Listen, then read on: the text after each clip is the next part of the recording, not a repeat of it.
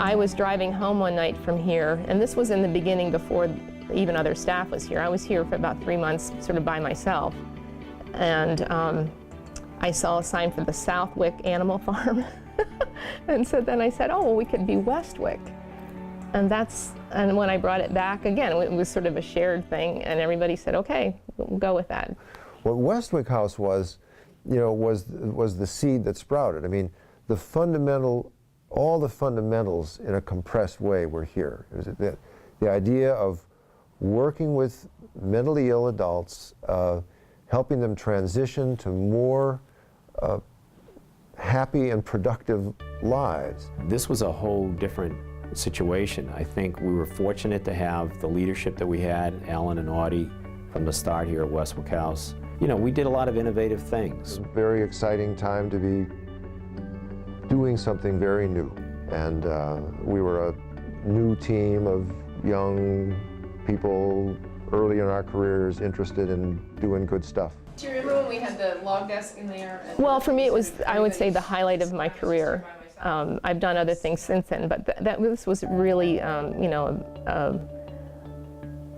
something that I hadn't expected to be able to do at that age. I think I'm probably the organizational historian because I've been here, for 35 years.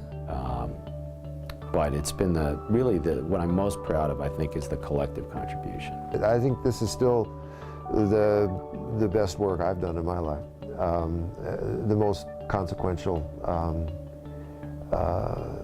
in terms of actually making a difference in people's lives. It was a lot of learning how to live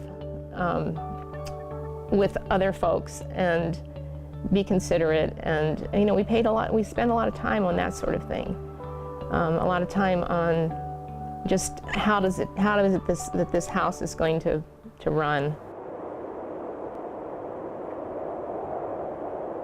The blizzard was it was an interesting day. It started out. I don't think anybody predicted that it was going to turn out the way that it did, and we were having a staff meeting upstairs on the 3rd floor in the attic, and you could start to hear cars skidding as they were trying to make it up the hill. And I looked out the window, and it's about 2 o'clock. Snowflakes are coming down about the size of golf balls. Westwick House, which had largely been not too well known at this point in the community, suddenly was getting known because of all the assistance we were giving to stranded motorists. What does Heather need to take with her? I'm probably just going to take him for lunch, too, in between. I think maybe 35 years ago, there's a huge stigma for mental illness, and there still is today. Not as much, so that's one of the things that I hope for in the next 35 years, that it'll just be like saying, I have heart disease or diabetes or something like that. I can't believe it's 35 years.